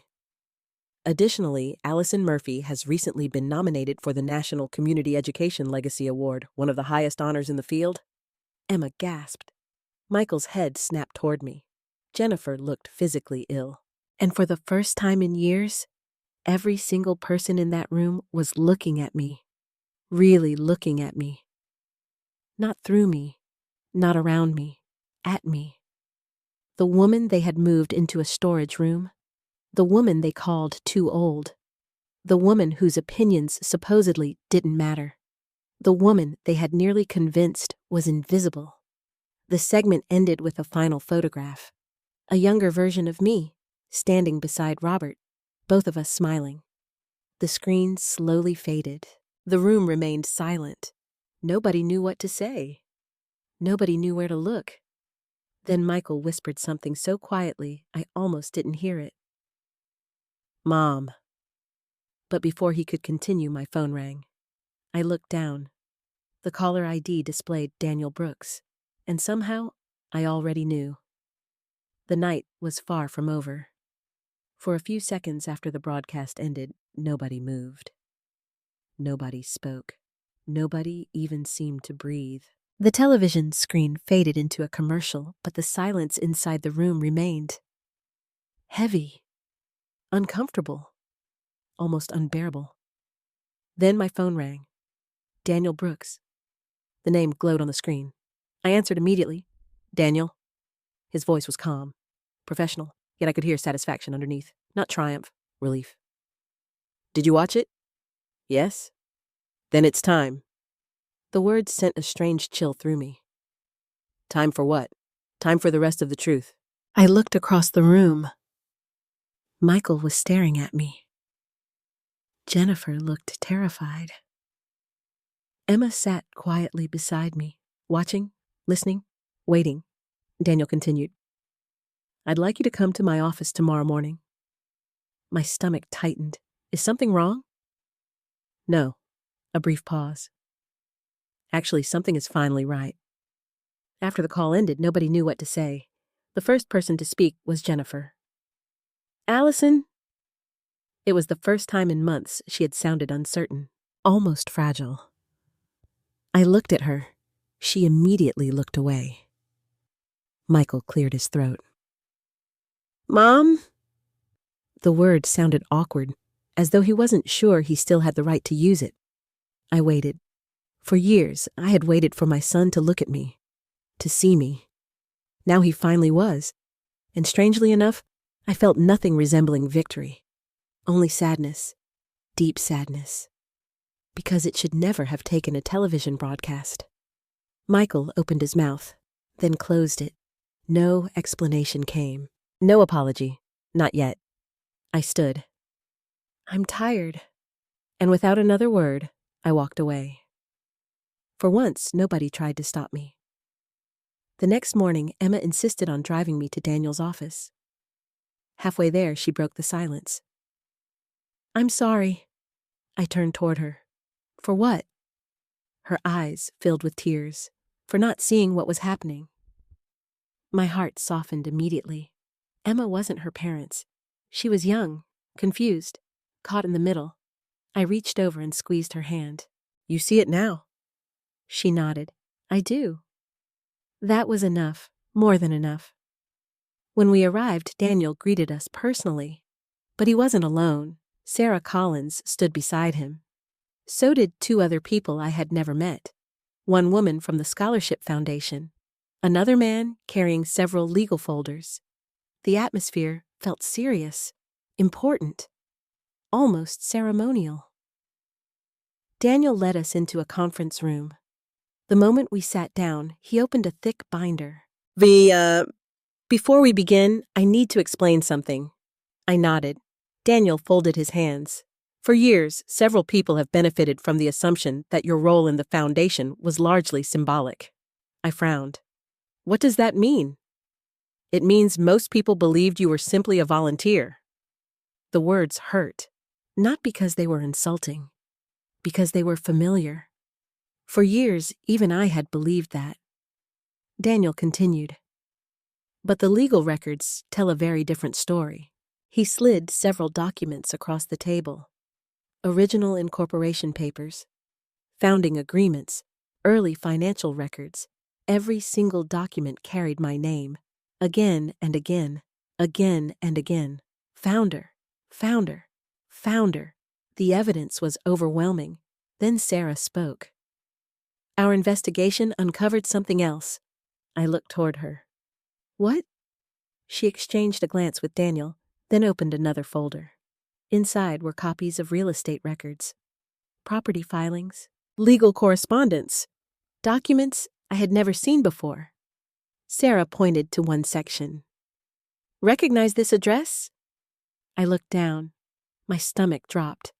It was Michael's house, the house we lived in, the house he had wanted to sell, the house connected to the documents he tried to make me sign. What about it? Daniel answered. The property is linked to foundation-related agreements. My pulse quickened. What? He nodded. When you sold your original home, a portion of those proceeds was used within a broader financial arrangement. I stared, trying to understand. Daniel simplified it. In practical terms, several important legal rights connected to the property cannot be transferred without your approval. The room suddenly felt very quiet, because now I understood. Not everything, but enough. Enough to see why Michael had wanted signatures. Enough to see why guardianship mattered. Enough to see why they were in such a hurry. Without me, they couldn't fully control the situation. Without my consent. Their plans stalled. A cold feeling settled in my chest. Not anger, disappointment, the kind that hurts more. Then Sarah slid another item across the table. A digital recorder. My confusion must have shown. What is that? Emma lowered her eyes, and suddenly I understood. My heart skipped. Emma?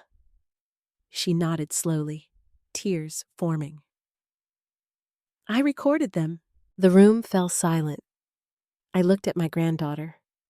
The same little girl who used to bake cookies with me. The same little girl who once sat in my lap and told me all her secrets. Now she was handing me evidence. Evidence against her own parents. My throat tightened. Emma! She began crying. I didn't know what else to do. Daniel gently activated the recording. The room filled with voices. Michael. Jennifer. Clear. Undeniable. The conversation I had partially overheard weeks earlier. Only now there was more. Much more. Discussion about guardianship. Discussion about authority. Discussion about controlling decisions.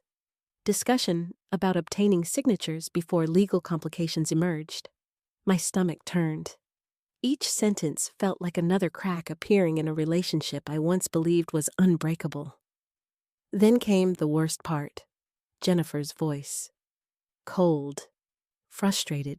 If we don't get control now, we'll lose everything. Everything. Not concern for me. Not concern for family. Control. The recording ended. Nobody spoke. Not immediately. Eventually, Daniel closed the device. The sound seemed impossibly loud. Emma wiped her eyes. Sarah looked heartbroken. Even Daniel appeared uncomfortable. because some truths are painful regardless of who hears them. Finally, I asked the question that had haunted me for weeks. Did Michael know? Daniel answered carefully. Based on the evidence, yes. The words landed like a stone, heavy, final, real. Not suspicion anymore, not theory, fact. My son knew. Maybe not every detail, maybe not from the beginning, but enough. Enough to pressure me, enough to manipulate me, enough to consider taking legal control of my life. I stared at the documents, at the recordings, at decades of history spread across the conference table. Then something unexpected happened. I didn't feel rage. I didn't feel revenge. I didn't even feel hatred. I felt grief. Because the greatest loss wasn't the trust itself. It was realizing how long that trust had been fading before I noticed. Daniel gently pushed one final document toward me. I looked down. What is this? A declaration. I read the title. The document formally confirmed my legal authority, founder status, and rights regarding all matters connected to the foundation. Years of uncertainty clarified. Protected, documented. Daniel smiled softly. Allison Murphy, nobody can take this from you. I stared at the paper, then at Robert's old signature preserved in several supporting documents. Suddenly, I understood what my husband had been doing all those years. He wasn't protecting money. He wasn't protecting legal rights. He was protecting me, protecting my voice, protecting my dignity, protecting the truth. And now, after years of silence, that truth was finally impossible to hide. The only question remaining was what would happen when Michael and Jennifer were forced to face it, face all of it, face me. I thought the hardest part would be discovering the truth. I was wrong. The hardest part was facing my son afterward. Truth can expose a wound, but confrontation forces you to look directly at it. For 2 days after my meeting with Daniel, Michael barely spoke to me. Jennifer avoided me entirely. The atmosphere inside the house felt unbearable. Everyone knew. Nobody wanted to talk about it. And the silence was becoming its own kind of torture. By Friday evening, I had reached my limit. I spent most of the afternoon sitting in my room looking through old photographs. Pictures of Michael as a child. Michael at 5 years old holding a baseball glove. Michael at 10 riding a bicycle Robert and I could barely afford. Michael graduating high school. Michael receiving his college diploma. Every image reminded me of the same thing. I had loved that boy with everything I had. There was never a sacrifice too big, never a burden too heavy, never a moment when I questioned whether he mattered, not once. Which made everything that happened afterward hurt even more. Around 6 o'clock I walked upstairs, not because I wanted a fight, because I wanted the truth, the entire truth. Michael sat in the living room, Jennifer beside him. Emma was there too. The moment they saw me, conversation stopped. Nobody smiled, nobody pretended. For once, there were no masks. I remained standing. Can we talk? Michael immediately looked uncomfortable. Jennifer stared at the floor. Emma looked nervous. But nobody said no, so I sat down. The silence stretched. Then finally, I spoke. I know. Michael closed his eyes. Not dramatically, just briefly, as if he had been expecting those words. As much as you know, I continued. I know enough. Nobody responded. I looked directly at my son. Did you know who I was? The question seemed to hit him harder than anything else. His eyes immediately filled with guilt. Not anger, not defensiveness. Guilt. That told me everything. But I needed to hear it. Michael. His voice came out barely above a whisper. Yes. The single word shattered something inside me. Because for weeks I had hoped there was an explanation. Hoped he had been manipulated. Hoped he misunderstood. Now I knew. He knew. Maybe not everything, but enough. I nodded slowly. When? He swallowed. A few years ago? The room became painfully quiet. A few years. Not weeks, not months. Years. For years, my son had known the truth and still watched me doubt my own worth. Still watched me disappear. Still watched me become invisible. My chest tightened. Not from anger, from heartbreak. I looked away briefly, trying to steady myself. Then I asked the next question. Why? Nobody answered immediately. Eventually, Michael spoke. At first, his voice sounded defensive, then ashamed, then broken. It wasn't supposed to happen like this. I almost laughed.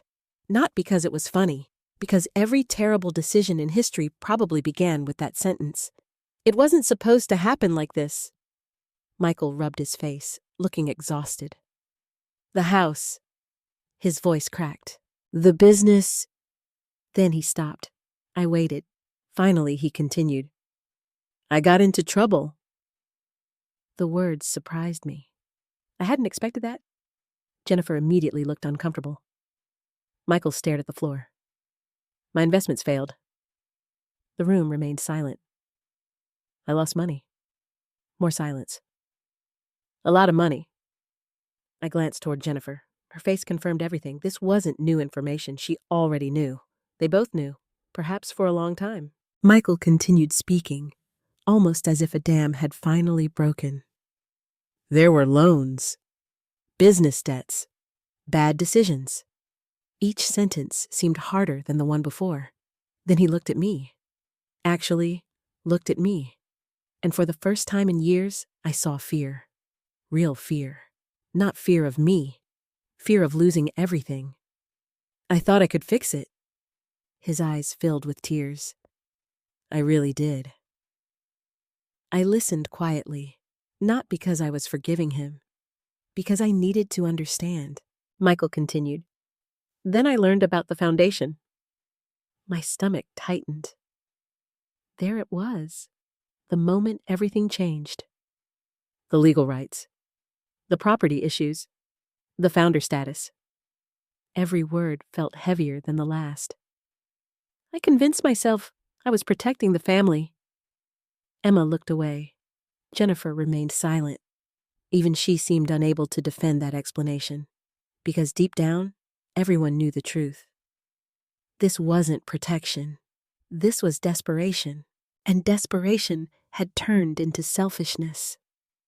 I looked at my son, the boy I raised, the man sitting before me, and suddenly I realized something painful.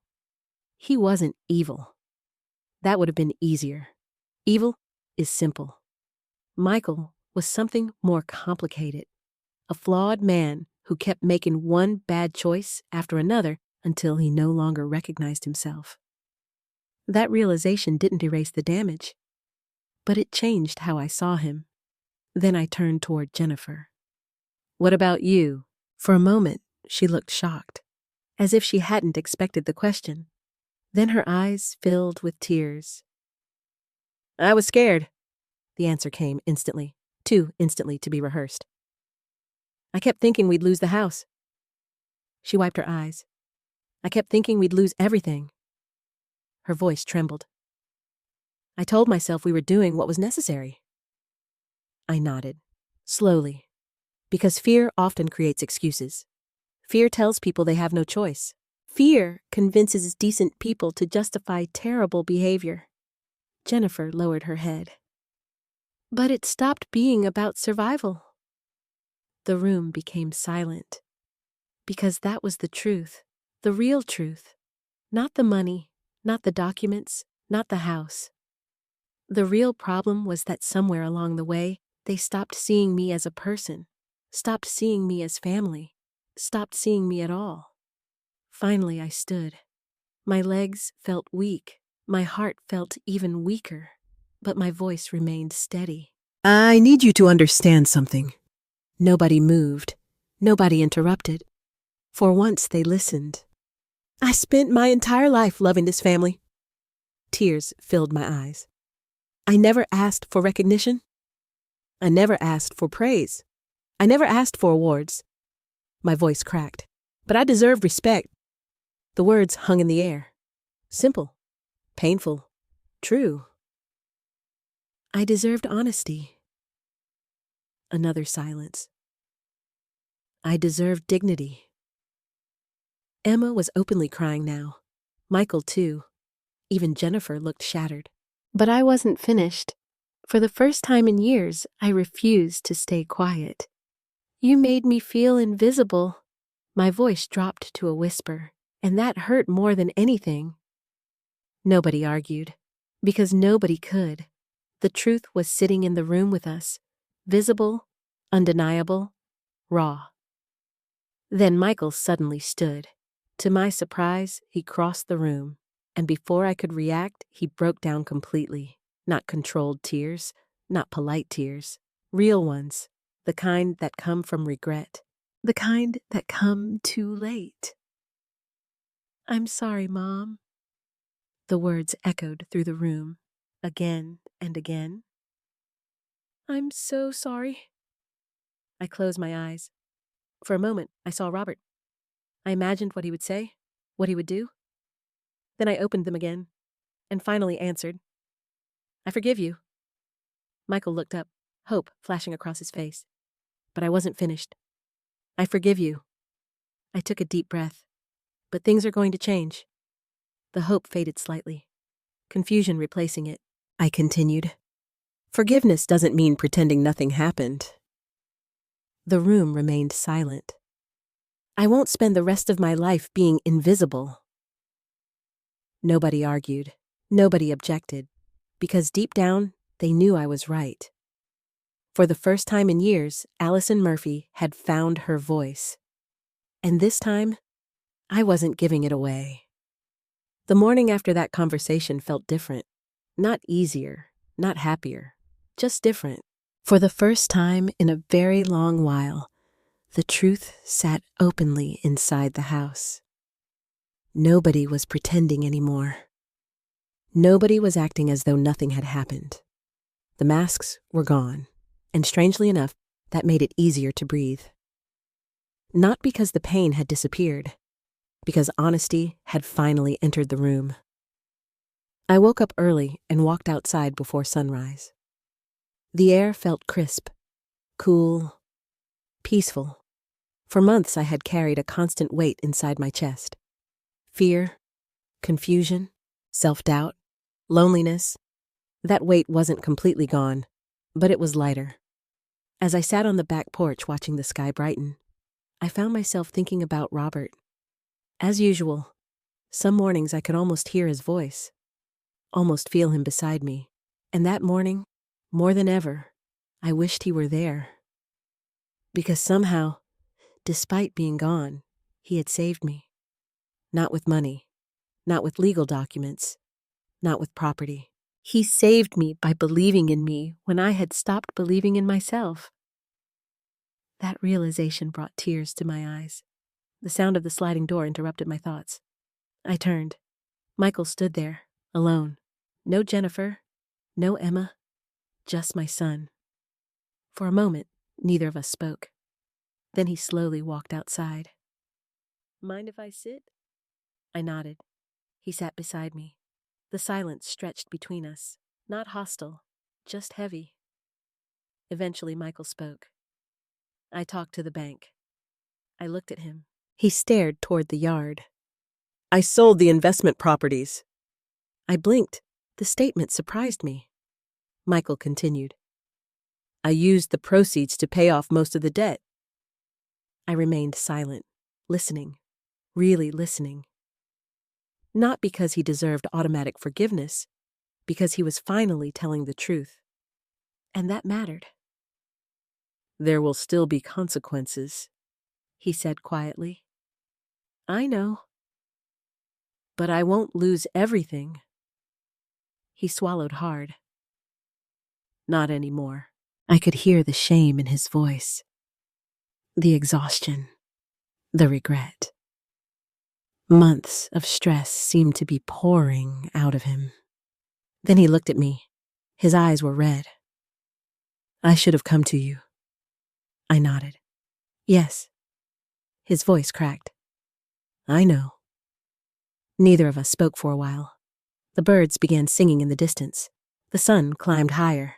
Life moved forward. As it always does, finally Michael whispered something that broke my heart. "I forgot who you were." The sentence hurt because it was true.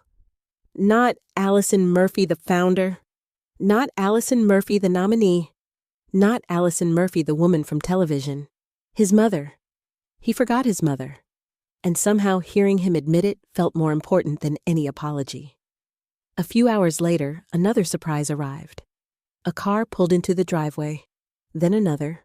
Then another. I frowned. By noon, nearly 6 vehicles lined the street. Confused, I stepped outside. What I saw next left me speechless. People. Dozens of people. Walking toward the house. Some carried flowers. Others carried cards. A few carried framed photographs. For a moment, I thought there must be a mistake. Then I recognized one face. A woman in her 40s. Then another. A man in his 50s. Then another. And another. Former students. Former scholarship recipients. Former volunteers. People from decades ago. People I hadn't seen in years. Some I barely recognized. Others I remembered immediately. One woman approached first. The moment she reached me, tears filled her eyes. "You probably don't remember me." I smiled. "I might." She laughed softly. "No." Then she handed me a photograph. Inside the picture stood a teenage girl wearing a graduation gown. Beside her stood a younger version of me. The memory came flooding back. "Rachel!" The woman began crying. "You remembered!" I hugged her immediately, and then another person approached. Then another. Then another. For nearly 3 hours, people came. Stories filled the yard. Stories I had forgotten. Stories I never knew. One man told me he became an engineer because of a scholarship. A woman told me her nursing degree changed her family's future. Another said I had once paid for textbooks when nobody else would. Some stories I remembered. Many I didn't, but all of them shared one thing. Impact. Not fame, not recognition. Impact. For the first time, I truly understood what Harold had tried to tell me. What Sarah had discovered. What Robert always knew.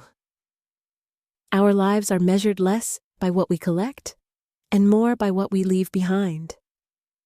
Later that afternoon, Sarah Collins arrived. Camera crew in tow. Not for another story, for an invitation. One I never expected. The National Community Education Legacy Award Committee wanted me present at their annual ceremony. Apparently, the television segment had generated enormous attention. Former students had flooded social media. Community leaders had submitted additional letters. The story continued growing, far beyond anything I imagined. I looked at Sarah, still overwhelmed. "What if I don't win?" She laughed, the same warm laugh I remembered from our first meeting. "Then nothing changes." "What do you mean?" Sarah smiled. "You already won." I thought about her words long after she left, because perhaps she was right, not about awards, about perspective. For so long, I believed my value depended on how others saw me, my family, my community, the world. Now I understood something different. Value doesn't disappear because someone stops recognizing it. Truth remains true even when ignored. A life still matters even when people forget. That evening, something unexpected happened. Jennifer knocked on my door. Actually knocked, the same way Emma had. The same way nobody had done for months. When I opened it, she looked nervous. Very nervous. In her hands sat a small cardboard box. "What is this?" I asked. Her eyes filled with tears. "Your things." Confused, I opened the box. Inside sat photographs. Letters, keepsakes, items that had disappeared from my room months earlier. The missing pieces, the pieces that made the room feel less like mine. Jennifer looked ashamed, deeply ashamed. "I'm sorry."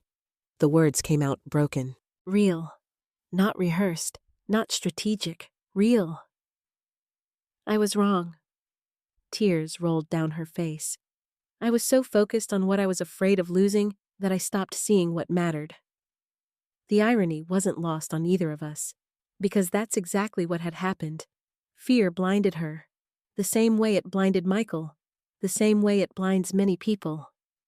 I looked at the box, then at her, then slowly stepped aside, inviting her in.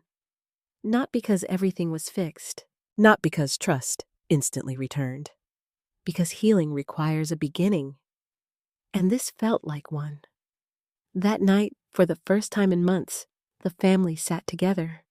Not perfectly, not comfortably, but honestly, and honesty was a start. A very important start. Because tomorrow would bring something none of us expected. The award ceremony, the final chapter, and a moment that would change Allison Murphy's life forever. The morning of the award ceremony began with rain. Soft rain. The kind Robert always loved. For years, whenever it rained like that, he would sit on the porch with a cup of coffee and say the same thing. Rain reminds people to slow down. As I stood near the window, watching droplets slide across the glass, I found myself smiling. Because for the first time in a very long while, I wasn't afraid of what came next. Not because everything was perfect, because I finally knew who I was, and nobody could take that away again. By noon, the rain had stopped. The sky cleared, and Emma drove me to the ceremony. The event was being held in Columbus. A large historic theater filled with educators, community leaders, former scholarship recipients, and local officials. The moment we arrived, I felt overwhelmed. People recognized me. People smiled. People shook my hand. People thanked me. Not because of television, not because of publicity, because of lives, because of years, because of moments I barely remembered, but they never forgot. Inside the theater, Sarah Collins greeted us near the entrance. She looked genuinely happy. "I had a feeling you'd make it." I laughed. "I almost didn't." "Good thing you changed your mind." She hugged me, then whispered something that made me emotional. "Your story helped a lot of people." Not the scholarship story, not the television story, the story of finding my voice, the story of refusing to disappear, the story of remembering my worth. I squeezed her hand. "Thank you." She smiled. "No, Allison." Then she pointed toward the crowd. "Thank you." As Emma and I took our seats, I noticed something unexpected. 2 empty chairs beside us. Reserved. I frowned. Then a familiar voice spoke behind me. "Are those seats taken?" I turned. Michael and Jennifer. For a moment, nobody moved. The theater noise seemed to fade.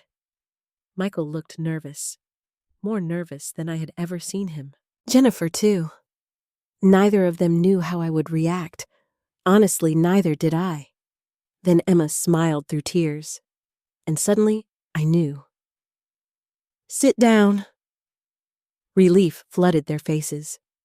The 2 of them quietly joined us, not because everything was fixed, because healing had begun. And sometimes that is enough. The ceremony started shortly afterward. Award after award was presented. Teachers, mentors, volunteers, community advocates, inspiring people, good people, people who spent their lives helping others. I listened carefully to every story and gradually realized something. None of them believed they were extraordinary. They simply kept showing up. Day after day, year after year. That realization felt strangely comforting, because that was exactly what I had done. Then the announcer stepped onto the stage. The room grew quiet, very quiet. The National Community Education Legacy Award. My heart immediately began racing. Emma squeezed my hand. Michael looked forward. Jennifer held her breath. The announcer continued. Recognizes individuals whose lifelong commitment has transformed communities and changed generations of lives. The giant screen behind the stage illuminated.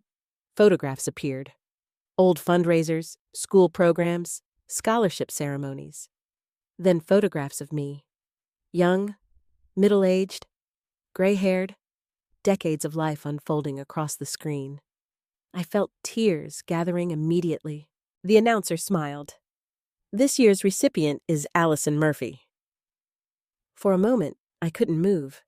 The audience exploded into applause. People stood, then more people stood. Then nearly the entire theater rose to its feet, a standing ovation.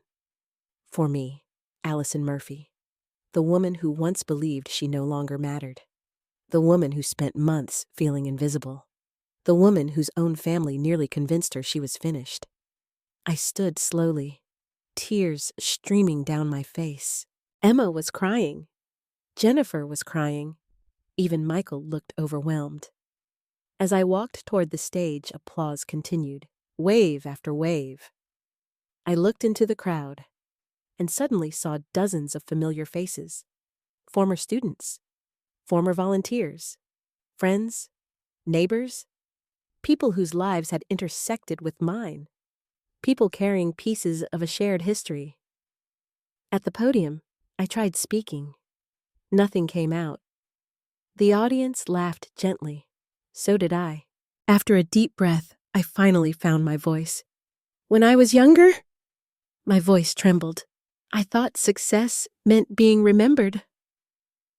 The room became silent. Years of experience seemed to flow through me. But I've learned something different. I looked across the audience. Success is helping someone else remember their own value. A few people wiped tears from their eyes, including me. I continued. For a long time, I forgot mine. The room remained completely silent, listening. Every word felt honest, raw, real. I believed age had made me less important. I glanced toward Michael, toward Jennifer, then toward Emma. But age doesn't erase value. My voice grew stronger. It reveals it. Applause broke out, briefly, then faded. I smiled. The older we become, the more evidence we carry of the lives we've touched. I paused, thinking of Robert, thinking of everything that brought me there, thinking of all the years I spent underestimating myself. Then I finished. And no one is ever too old to matter. The audience rose again. Another standing ovation, louder than before, longer than before. But strangely enough, the award itself wasn't the most important moment of that day. That happened afterward, when the ceremony ended and people began leaving. I found myself standing alone near the stage, looking at the empty seats, the quiet room, the life that had somehow changed. Then someone wrapped their arms around me. Emma. My grandma. She was crying, openly, fearlessly, proudly. I hugged her tightly. Then Michael joined us. Not as a businessman, not as a man chasing control, as my son. Just my son. I'm proud of you, Mom. The words sounded different this time. Not because they came after television, not because they came after awards, because he finally meant them. Weeks later, I moved into a small cottage near the community center connected to the Scholarship Foundation. Not because I hated my family, because I needed my own life, my own space, my own future. For the first time in years, I decorated a home exactly the way I wanted, filled it with photographs, books, plants, memories, hope. Michael and Jennifer visited often, not out of obligation, out of choice. Trust returned slowly, as trust always does, one honest step at a time. Emma began volunteering with the foundation. Eventually, she joined several community programs. Watching her continue the mission brought me more joy than any award ever could. And every now and then, When rain taps gently against my windows, I sit with a cup of coffee and think about Robert. I think about his letters, his faith in me, his quiet determination to protect the truth. Most of all, I think about one lesson, the lesson that changed everything. Being seen by others is wonderful, but seeing your own worth is life-changing. Because the night my name appeared on television wasn't the moment I became valuable. It was simply the moment I finally remembered that I always was. Life has a way of testing our sense of worth. Sometimes the world changes around us. Children grow up, careers end, loved ones pass away. Our hair turns gray, our bodies slow down, and little by little, we begin wondering whether we still matter as much as we once did. But the truth is this: your value does not disappear with age. Your value is not measured by how loudly people praise you. It is not measured by your income, your appearance, your social status, or how often others ask for your opinion. Your value is measured by the lives you've touched, the kindness you've given, the sacrifices you've made, and the love you've shared. Many people spend years building families, helping friends, supporting communities, and changing lives without ever receiving recognition. That doesn't make those contributions any less real. Sometimes, the people closest to us forget our worth. Sometimes we forget it ourselves. But forgotten value is still value. Hidden truth is still truth. And dignity belongs to every person regardless of age. Another important lesson is that forgiveness and boundaries can exist together. Forgiveness does not require accepting mistreatment. It does not mean allowing others to continue hurting you. You can forgive while still protecting your peace. You can love people while insisting on respect. And perhaps most importantly, it is never too late to reclaim your voice. Not at 60, not at 70, not at 80, not ever. If this story touched your heart, I'd love to hear your thoughts. Have you ever felt overlooked because of your age, your circumstances, or a season of life you were going through? Share your experience in the comments. Don't forget to like, subscribe, and join our community for more stories about resilience, family healing, and emotional justice. And before you go, tell me where you're watching from and what time it is there right now.